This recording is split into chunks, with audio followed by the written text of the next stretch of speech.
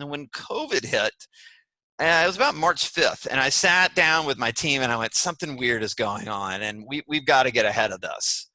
And I said, you know what? We've got to position all of our clients differently, and we need to figure out what that is. And of course, my team was not happy with me. They were not happy because they're like, we have all these ads that are already in place and they're converting. What are you talking about? We're not ending the ad campaign yet. And I go, yeah, there's a really big switch happening right now. We got to get ahead of it.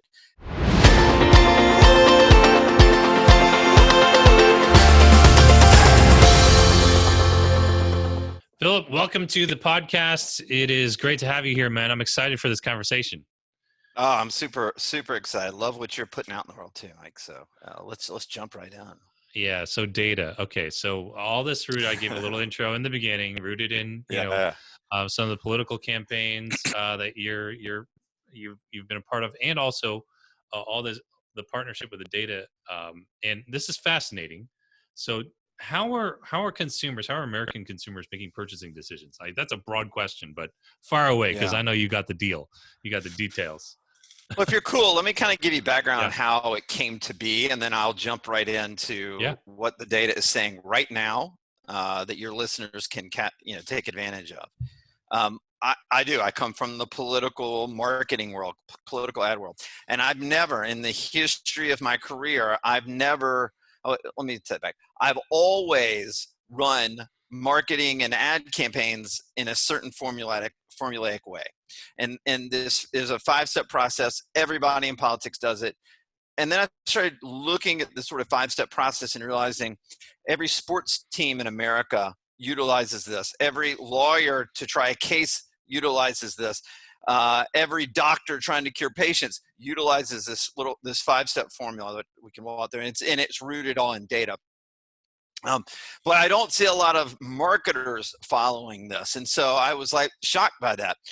The 5-step process, we can get into that, but the first step is you must understand what the data says about your customer base. In politics, the first thing we do in any political campaign is you sit down with a candidate and you go, well, what do you really believe in? And inevitably, the egotistical candidate tells you 50 things. I'm for the environment, I'm for, in gun violence, and I'm for lower taxes. You just get everything, right? And you go, awesome, that's great. Thank you for putting all that out. Now, let's go do a deep data dive on the voters in your district, in your state, or around the country, whether it's a presidential campaign. And let's go and figure out what the formula is to get you to win on election day. And ultimately, it always happens, Mike, you find 2 or 3 issues that with the voters, enough voters to win the race, that are so hot that they will vote for that candidate, maybe regardless of party. Maybe it's just all about this one issue for them. If you just communicate it and market it to them, they're going to be swayed into your corner. And you go back to that candidate and you say, hey, you believed in these 50 things. Your voters only are in alignment on these 2 or 3 things at a very high level. Guess what? From this point forward, we're not talking about anything but those 2 or 3 things. And so for us, those next steps, as I talked about earlier, are you must put a strategic marketing plan behind those 2 or 3 issues that you're going to run for a candidate. Then you've got to build the brand before you go out and market to the voter, because they're going to come back to your brand, your website, and go, who is this person? Let me look them up and see what they're all about. And if you're not prepared for a brand and your brand to be ready, you're in deep crap, right? So you get the brand ready, and then we go out and test these 2 or 3 issues 50, 60 different ways to figure out what resonates to the very top of all the A/B testing that we do among those 2 or 3 issues. And then the 5th step is we launch the political marketing campaign, and we go out. And by the way, I'm not unique. My opponent is doing this exact same formula. So it's a mano a mano world, and it's crazy because we have election day. We have this one moment where either we win or we lose, whether we're going to have our business move forward with this candidate or this client now that they're an elected official, or it's over and we get no more money. So for us, everything is about winning. I mean, it is the bottom line of everything we do is, man, how are we going to win? Because we have a finite deadline, and most businesses or marketers don't really understand that concept. So I sort of translated that over to the business world. And in building that model, I went out and created a partnership with the largest data collection analytics and AI company in America. And what we're able to do is do kind of like what I just told you we do with political candidates. We overlay customer, or even in the B2B world, client data. We overlay this online and we track the movements of these customers or clients. We can go 3 months in the past. We can go, infinitely in the future. Typically, we go 1 month in the future, and we aggregate all that data. And then I can sit down with my client and I can tell them what their customers' top values are in life. I can tell you what platforms are on in a chronological order. And I can tell you how they consume media and what kind of marketing they prefer over anything else. And for us, I'm not going to go out and spend a client's money unless I know what the data tells me. And my job is to eliminate the risk, the client, if they're going to put their money up and market their business. And so that's just the background of my model. And when COVID hit, it was about March 5th, and I sat down with my team and I went, something weird is going on, and we've got to get ahead of this. And I said, you know what? We've got to position all of our clients differently, and we need to figure out what that is. And of course, my team was not happy with me. They were not happy because they're like, we have all these ads that are already in place and they're converting. What are you talking about? We're not ending the ad campaign yet. And I go, yeah, there's a really big switch happening right now. We got to get ahead of it. And so I went out with my data partner and we started looking at the data. What we were doing is analyzing data from January to, actually we didn't start until the lockdowns went into place. So mid to late March. And we compared the two data reports, these huge data reports, and we went, oh my God, everything had flipped. Everything in the marketplace had flipped. And it seems obvious now, but in that moment, you just didn't know. To this point, at this moment where we're talking right now, we have continued to look at a macro sense of the American consumer to see what they are doing in the marketplace right now. We have completed over 250,000 online surveys. We've modeled it to our database of 200 million American consumers. We are also following 550 million plus connected devices and tracking 10 billion with the B, 10 billion online decisions every day.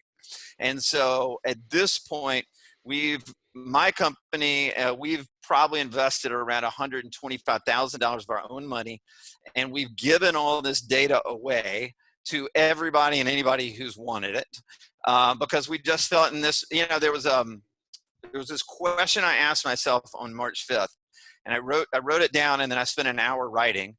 And the question was, how do I want to be remembered a year from now? And so that's what spawned everything. We were able to pivot our clients. I can walk into how we did it, the stories we did it, how they saw an uptick in sales in a moment they probably shouldn't have. But for us, it's all rooted in data, and we can kind of jump off from there. Man, that's fascinating. There's a lot of good stuff there. I mean, I just love that process. It's funny because I haven't been involved in political marketing. I always said that would be the one thing I would probably pursue to give up, what I do now, because I just think it's so intriguing. No, I really do, yeah. And that's why I love the idea of us just kind of jamming together today. Well, we'll stay in touch after this is over. Yeah, I think step 3, where you talked about brand. I don't do a lot of data analytics and all that stuff, but I get brand, and I think politics is probably the purest form of personal branding. There really is. A distant second might be celebrities or entertainers or athletes, but you don't see a 95-year-old guy walking around with a LeBron James jersey in the middle of the day. You will see a 95-year-old grandma be as fervent about conservative, liberal, whatever, about her candidate, like as much, or if not with more passion than a teenager about Justin Bieber. And at the end of the day, it's really interesting because I loved how you distilled that down to two or three issues, because even with that, I've always felt this about the way that I've observed this as an everyday American. The end voter doesn't get anything when their candidate wins. There's not an immediate payoff. it's not like buying a purchase and you get the TV when you buy it, or you order the thing and you get it, or there's a payday. It feels like initially it's like all emotion and bragging rights, like our guy won, our gal won. Right. But troops don't get pulled out of Afghanistan overnight if that's what you stand for. The NRA doesn't get abolished overnight, or gun rights don't get preserved forever overnight. Walls aren't built in a day. Like the things that people run on, even on those issues, they don't get fulfilled right away. It's a weird. I don't know if I'm kind of like talking nonsense right now, but it's a fascinating psychology. Well, you could even take it a step further and say that's actually the peak of their popularity for the most part. That everything's downhill from there. In fact, what we saw in March when we were looking through all this data, and by the way, I'll offer it to everybody here for free when done, but we saw a huge spike, like a massive spike in trust and approval in the federal government, even Trump initially. And then the PPP funding came through. People got their $1,200, $2,400, $3,600 checks. Unemployment benefits were the highest they've ever been. So people were sometimes making more money being unemployed than they were having a job. And you saw this massive influx. The government came in and saved everybody. And by June, literally, if you look at the trajectory on our graphs that we have in these data reports, it's insane. It literally, like, now everybody just hates the government. Like, they delivered on their promise, and they're still hated by everybody. Everybody. Like, there's lack of trust among Republicans. There's just hate on the Democrat side. It's all based in Trump. I get that. But my point is that what you find on election day is sometimes the peak of the popularity. Other than with a presidential candidate, they actually peak in popularity years after they're out of office. Like, they're no longer a hot button person where you hate or love that person. People hated Clinton, and then all of a sudden Clinton became very popular. People hated Obama. Now Obama, if he stays out of politics, Republicans are kind of okay with him. The Democrats hated Bush when he was in office, but now he's the lovable granddad, right? So it's just funny that, those are the peaks of popularity and brand on the political side. It's amazing to me. And how do you think Trump will be remembered? I know that's an offshoot of it, but how do you think he'll be remembered? Everybody gets whether this he wins wrong. or loses. Yeah, yeah. Everybody gets this wrong. Everybody is so focused on right now, and they can't get over the latest tweet or the latest lie or whatever it is. They can't get over it, right? They're apoplectic about everything. And then what happens is 20, 30 years from now, they'll say, oh yeah, that guy was like all over the place and kind of crazy. But he passed a criminal justice bill. He passed a prescription drug bill. He cut taxes. Like that. What people don't know, and I know people in the White House, like, he walks into every policy decision and he says, why is the government holding this up or doing this? Like, that doesn't make sense. In business, it would never work. We're not looking at it that way. He looks at everything differently. I don't care if you love him or hate him. I'm not here to defend him. What I'm telling you is that with every president, the chaos settles down. The record is really exposed. Like, Bush was ostracized for going back to war and after 2006, and literally it was one of the most unpopular moments of any presidency. And it was called the surge, right? David Petraeus came in, went into Iraq, created the surge, and got us out of trouble. And now the surge is looked at as one of the great military moves ever in our history. It wasn't in that moment, but time kind of settles all the chaos down, and you can look at the real record.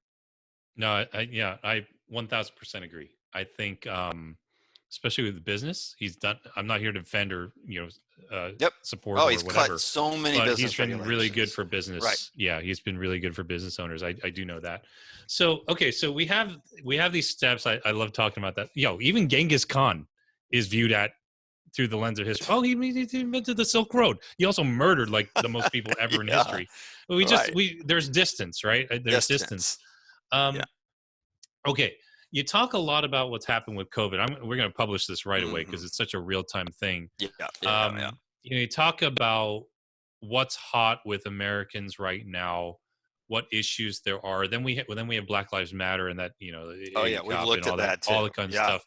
Right. So You mentioned to me, we were talking off air, like, a big thing for the American consumer right now is just like this concept of safety, right? They Yes. want that. Can you delve into that with both Yeah. COVID or BLM or Yeah, however yeah, you're yeah. seeing So all this kind of? we've done the largest, by the way, all this days, it's the largest study done in America on the consumer since March.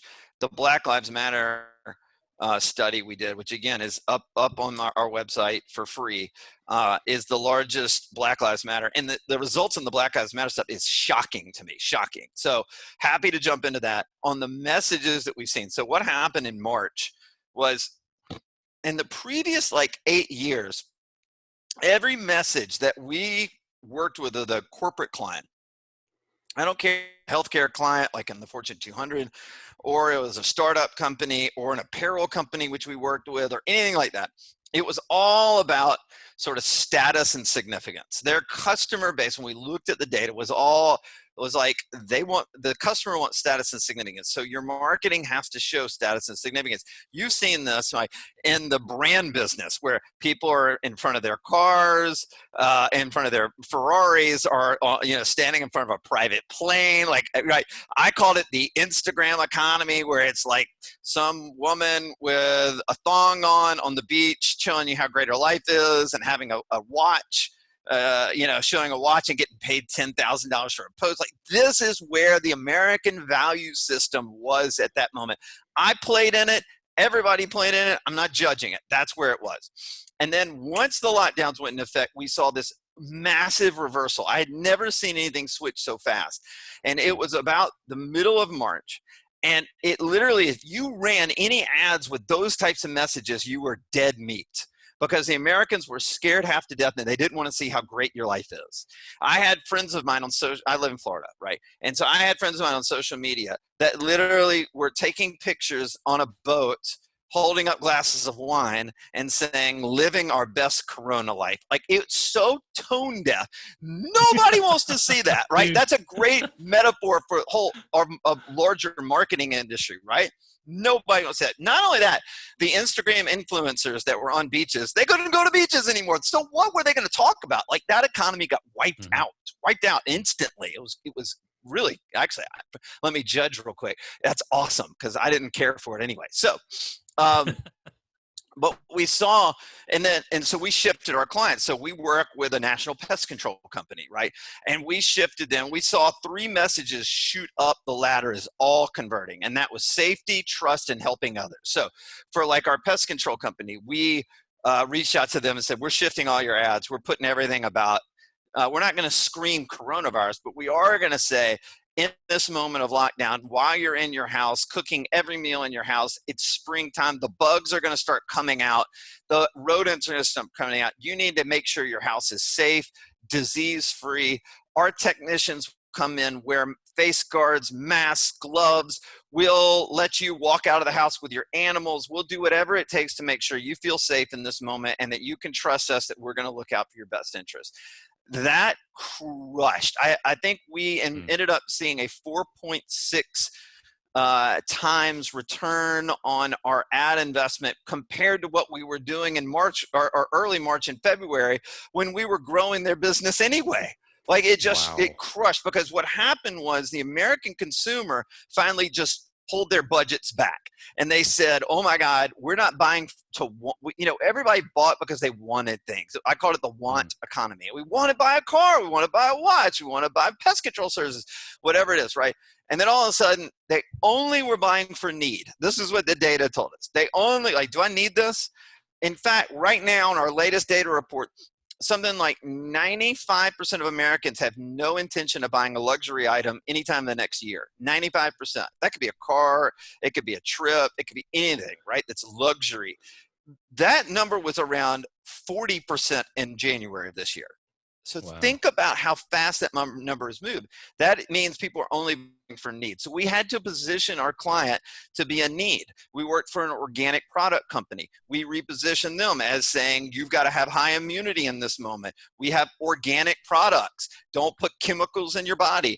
And by the way, those ads crushed in New York City, and they didn't do much in Dallas, Texas, because in March and April, Dallas wasn't going through a big a big Corona moment, right? But so we've had to kind of follow geographically these messages based on where certain communities are with the coronavirus. And this is really interesting because you always target on demographics. You rarely target on geographics. And now we're having to do both. And so we ended up, I think, having about a 2.3x return, higher return on our ads for this organic product company after the lockdown went into effect, because they doubled down and said, let's go for it, right? And a lot of people pulled back their ads. Those worked until about June.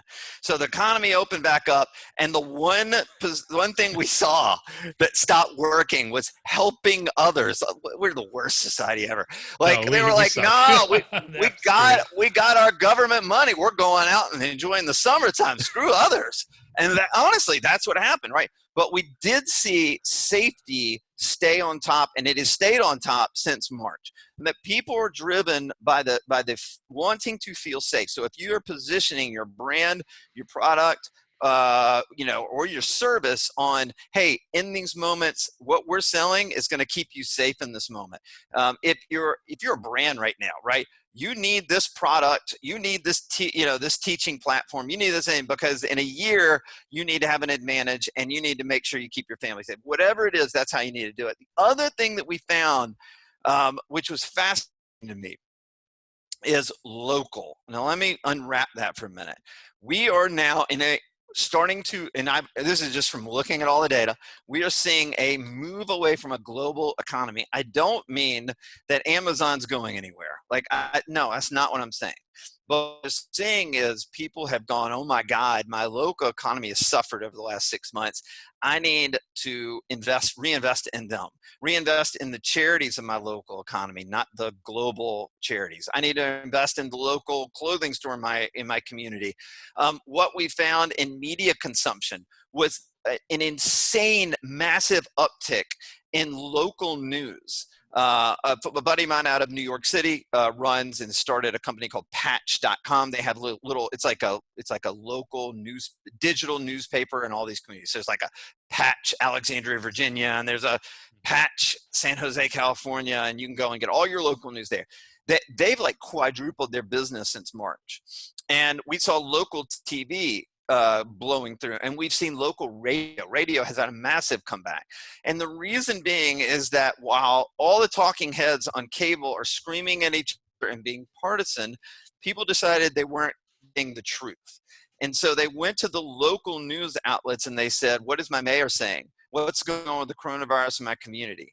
And what's going on now with Black Lives Matter in my community, right? What's going on with the protests and the riots? They're turning to so we've repositioned a lot of our clients to be like, we got to go all in on like local advertising, because that's where the eyeballs are, and they're really focused on that. And by the way, we've also positioned all of these clients to say, we've got jobs in this community. We're here to help your community. It's all local based. And people in some of my interviews have been like, well, how would you position like an Uber right now? And I'm like, Uber would be great in this moment if they did it correctly, because they could say, here are the things we're going to do to keep you safe. We're going to wipe down our cars after every single ride. Our drivers are going to get tested all the time. And our drivers, everybody that in your, we're providing jobs to this community. So don't let us go by the wayside. And I say that because public transportation, Uber and Lyft, are in serious trouble right now because people do not feel safe taking any of those rideshare, apps or public transportation. They're in deep, deep trouble. And so I'm screaming to these guys, like, you got to reposition the message because you're not communicating. They're scared half to death. Our data said, and I went to some car companies we work with, and I'm like, people aren't buying cars right now, but they're going to, because they don't want to get on the bus anymore. They don't want to get on the train in certain cities. And so they're going to want to get in their car because they feel safe in that car. So that's how we've seen the messaging diametrically change since March. So many instances of that I've seen both in my life and the friends of others and friends, and how people are behaving. I think the local thing is really, really cool. It's very interesting. I had a good friend down in Florida, in Jupiter, where I used to live. And we both loved this Italian restaurant. And I actually spent the spring in Florida because, it was warm. I was like, yeah, it'll kill all the viruses and whatever. Anyways, I wanted to go back for a little bit. And he's like, dude, I buy a lasagna from Evo, the restaurant, the Italian place right down the street, once a week. I pay him $1,000 for the lasagna, like a whole tray of lasagna. They give me all this food, but we just want to help them keep in business. Like I loved that, seeing that local, which was such a contrast from what you see on CNN, Fox News, like all that. I think the safety angle is interesting, especially for people who are listening and watching us right now, because most of the folks that are tuning into us, they have solo businesses. They're sort of like me. My business shot through the roof in March, April, May, and June. And I was like, why is this happening? I didn't have the data that you had, right? I wish I found you earlier. I would have doubled, tripled, 10x down on it.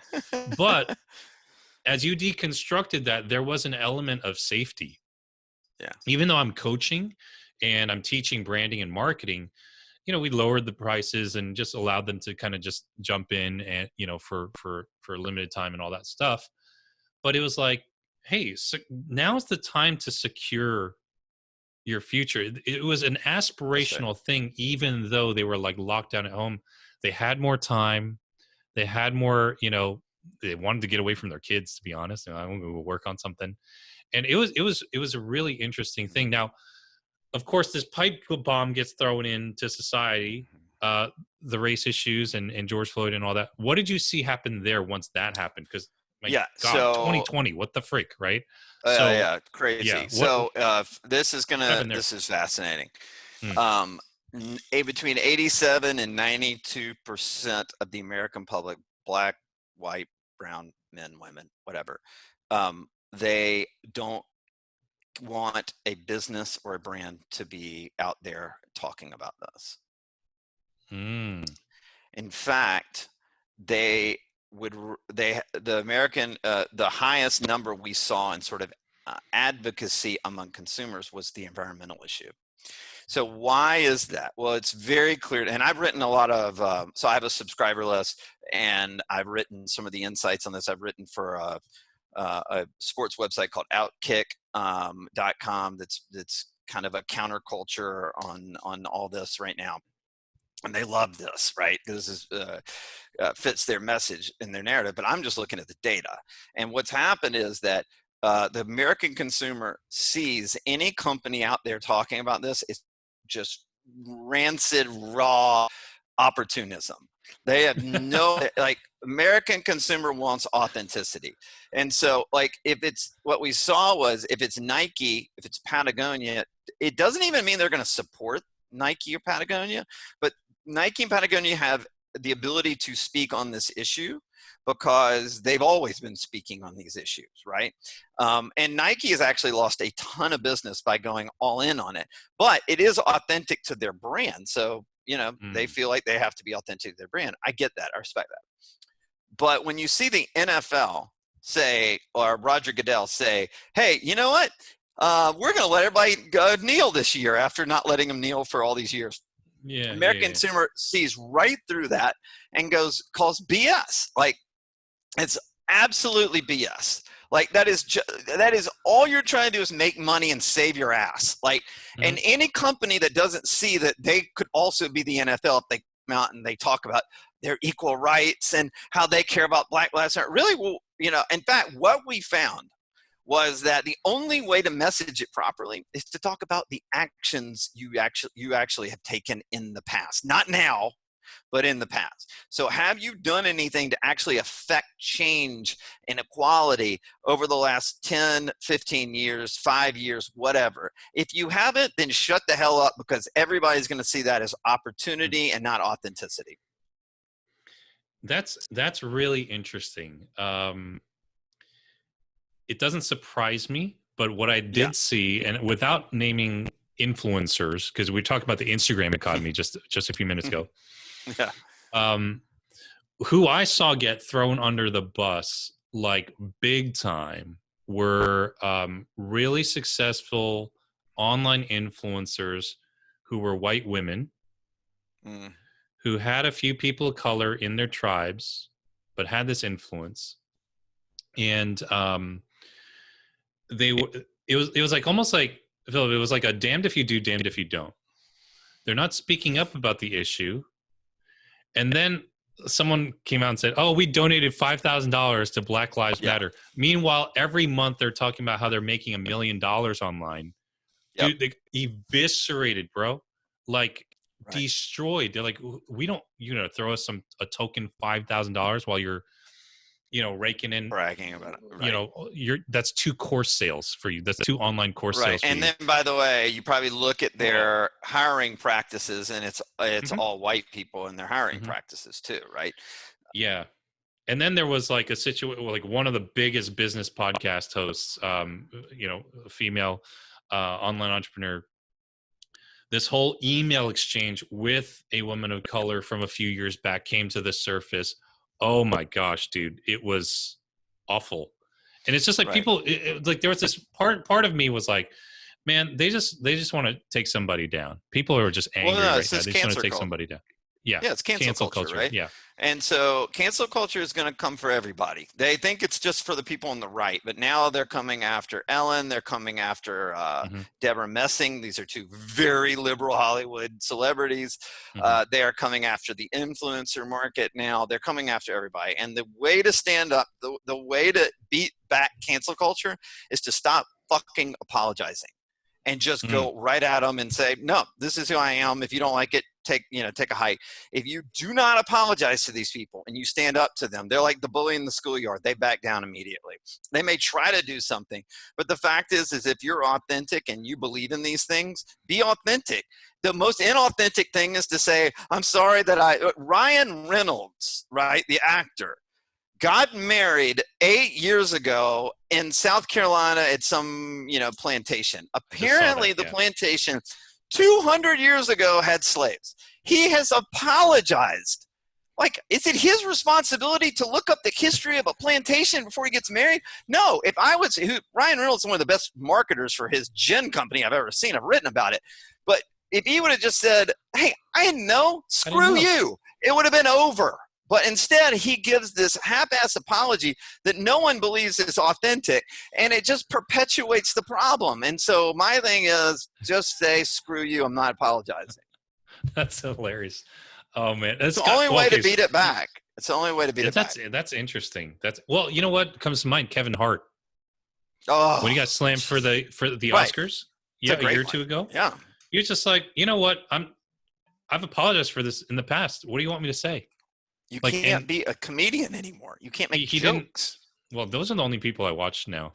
I just watch comedians. I feel like it's the only space where you can be like the guys who just and gals who really do not. Bill Burr, I love that guy. I love him. Yeah, it's just so it's funny because so y'all who are listening and tuning in don't know this, but Philip, like 4 years ago, you predicted Kanye would run for president. What were you? What, on ESPN? On ESPN, you called it. Yeah. So, we kind of laugh about it now. In that, he's not on the ticket, but he did. Say he's trying to get on the ticket in a lot of states right now. He's trying to get on in Ohio and in Colorado.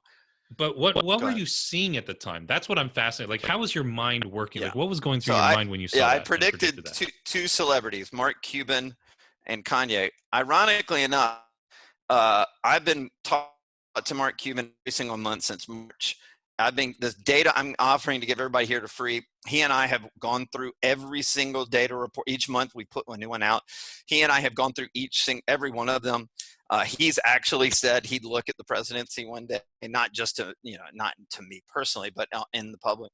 And so I was on ESPN in June of 2016, and I was asked, would I ever see weirder candidates than Donald Trump run for office? And I said, he is paving the way for celebrities to run for president of the United States. And I said, don't be surprised if one day you see Kanye West run for president, because he's got the ego to do it. And he is trying to do social good. So you could see that that's sort of a natural fit. And then I ended it with, could you imagine Kim Kardashian being the first lady, which, they might not even be married by the time this comes out. But right. yeah, and so for me, I just kind of analyzed people out there that I could see, and I said the two people I could see were Mark Cuban and Kanye West. No one, you could have seen someone like a Ben Affleck a few years ago, but he kind of has stopped being. He's a little less political these days. But Kanye resonates across the aisle in a way. See, I believe the political parties are in the process of being blown up. I don't think Republicans and Democrats will exist in 10 years.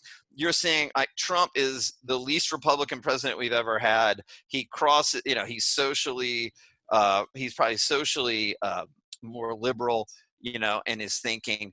And you're seeing just, again, if you saw like businessmen are going to run for president, they're going to have fiscally conservative ideas. They're going to have socially liberal ideas. They don't fit into an ideological party.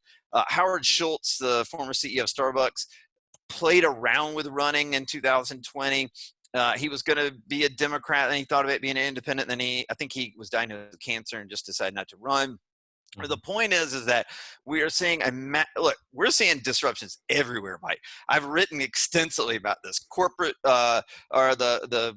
corporate real estate market is going to be massively disrupted in the next year, like massively, right? When you have restaurants out of business and retail out of business and people on Zoom and not getting office space anymore. It's like it's just so inevitable. I say the sports industry is in for a massive disruption in looking at all this data. And we've seen the pinnacle of that disruption with Donald Trump. Whether you hate him or love him, that's the most disruptive figure to ever enter into politics and be elected into politics. And now the walls and the institutions are going to come crumbling down in politics. It just is going to happen in the next 10 years. It's interesting you mentioned that about sports because, and this was from the data you guys looked at, like the vast majority of Americans do not think life is going to return to normal. Yep. Right. And I'm a sports guy. You're a sports guy. I love going to games. I love that.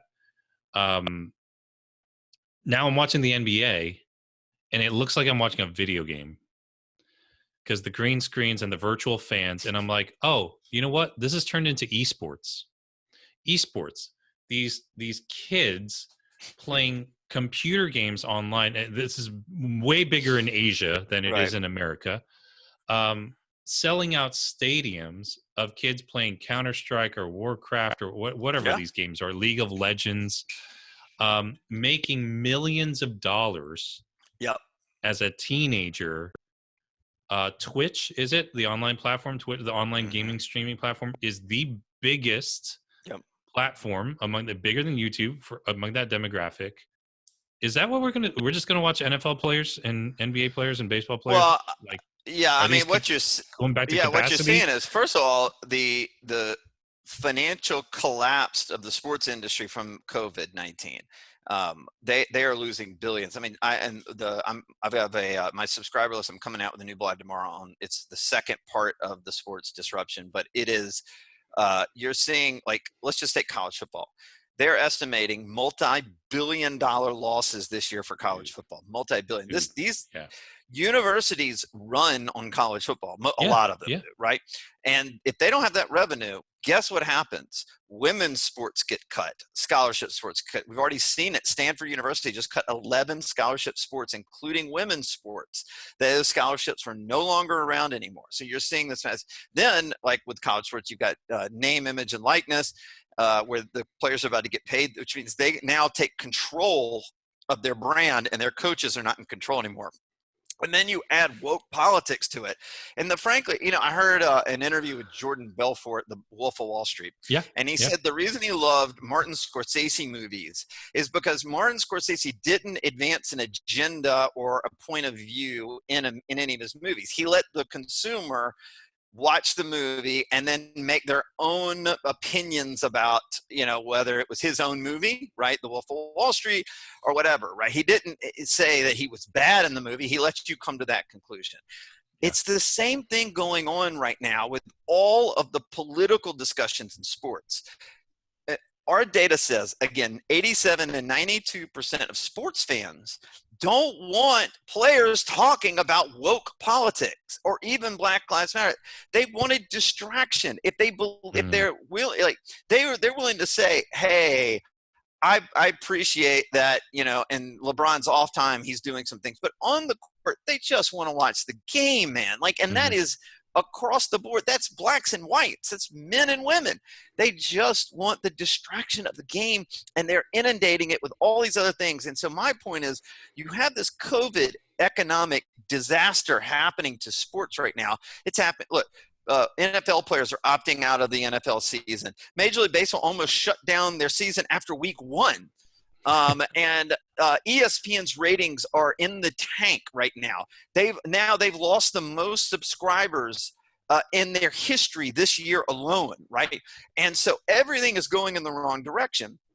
And then you add the flames of racial rhetoric. Whether, again, I don't care. You can say I believe in Black Lives Matter, or I'm against it. Really, I don't know if anybody's really against it. I'm not against it. I'm for equality and all that. But I just want to, and I'm studying, finding it on my own, like a Scorsese movie, letting me figure it out for myself. But when the players are jamming it down your throat and telling you that you either get on board with them or you're in trouble and you're going to be canceled, and you're like, I'm just here to watch sports, man. And that is a recipe for absolute disaster for the sports industry. And I'm going to write all about it. It's coming out tomorrow, but that is something I've really been focused on lately. I'm fascinated to read that.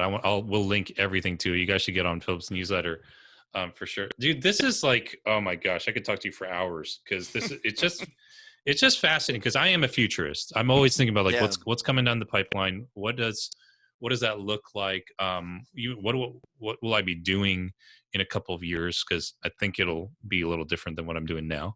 I'm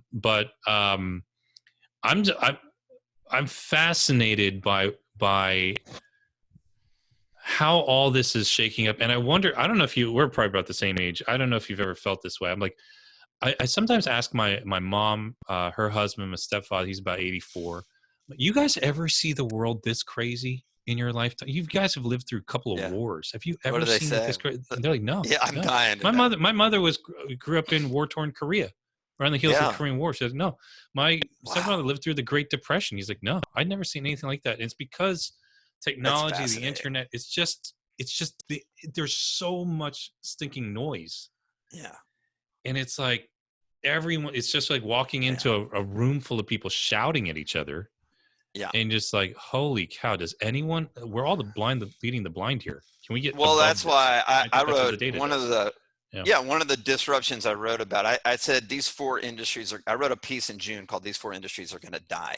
And one of them was social media platforms. And I don't mean it like in the way that probably everybody thinks, but when you have Twitter and you have Facebook and you have Instagram deleting posts based on a political preference, people are just going to get away from it. And my thing is, I got off all social media for the most part about a year and a half ago because it just became very toxic and everything. I was spending more time coming home from work. I'd be jumping on and thumbing through the endless scroll, and my 7-year-old daughter would be, in the room, and I'm not paying attention to her. And I went, what the hell am I doing here? And I just had to get off of it. And I think that's a reckoning that people are going to be identifying soon because it's so toxic right now with woke culture, with cancel culture, with banning. It's like the banning books of our generation. It really is. I don't care. Yeah, that's a great way of putting it. If you're you hate Trump the most, banning speech is one of the fundamental parts of our Constitution. It's number one. And when you start banning speech, that is a disaster. I don't know if you're going to see Facebook, Twitter, Instagram, maybe even Google around in the way they have the money to stay alive, but I don't know if they have the institution to be alive in 10 years. I just don't know. Yeah, I actually agree with you. I think it's all about, and this is scaling down, way down level to like, some of the stuff that I teach to people who are just starting out. I'm like, you better own your database. Well, you gotta speaking. Yeah, you gotta own your email list. Yeah, like that's right. You can take all my social media. Yeah, you can take all my social media and combine it. It comes nowhere close to the size of my list. And that is the backbone of any business. So it's like, man. Isn't it funny? They predicted like 8-10 years ago that email was going to die, right? And email lists are one of the most valuable commodities out there. And like what we do with our data partner is we can just take your email list or any kind of list. I'm not talking about you, but if anybody out there, right? We can take all your list and overlay it and get their IP addresses, because that's what you can get with data now, and then track all these people individually, right? We've been doing it from a macro scale, but for our clients, we do it on a very, very micro scale. And because for us, it's more important to understand what people do online than what they say, if that makes any sense. Yeah, people totally. say, I'm for Black Lives Matter, and then they're going and they're reading all the anti-Black Lives Matter stories, right? Yep. And they're not doing it to get the other side. They're doing it to validate their own beliefs, right? And so it's never been more important to own the data, and it's never been more important to understand what the data is telling you, because what people are doing and what people are saying are two very different things right now. And we've seen this in the 2016 election with Trump being elected, and we're seeing it even more in 2020. I think I'm going to go out on a limb. I think he's going to win. I don't know what the data says. Yeah. Per se, I wouldn't be shocked if he won. I know the data says right now, but I'm just like, I don't know. So I'm not going to ask you to go on record, but yeah, I'll tell you whatever I think, but I think it's, well, so I wrote about this, like the numbers are horrific right now. And we're talking in August. The numbers are even worse in June. And I wrote again to my subscriber list, and I said, if I made all my predictions on elections in June, I'd be out of business, right? Yep. Things are going to change. If you'd have told me Trump would have won after that Access Hollywood tape, I'd have told you were insane. In fact, I was on Fox News and MSNBC on the weekend of Election Day 2016 predicting that Trump had a 25% chance, and ESPN saying 25% chance. In fact, on ESPN, I said, it's not a Hail Mary, it's a 4th and 20 pass he's got to complete. That's what I said. Yeah. And I didn't get it right? But my thing is this, Brian, you're not going to catch any Democrat off guard this election. So just put that in the bank. They know what's coming, and they're not going to miss out. That's true. Okay. Number two is it is clear you have a Democratic candidate in Joe Biden who is mentally diminished. No one argues this point. No one. Correct. So what happens to him when he comes out of the basement, which they've been, hiding him in a basement? He has not come out in 2 weeks at this point. Dude, for real. He's going to have to do 3 debates. That's really not that much.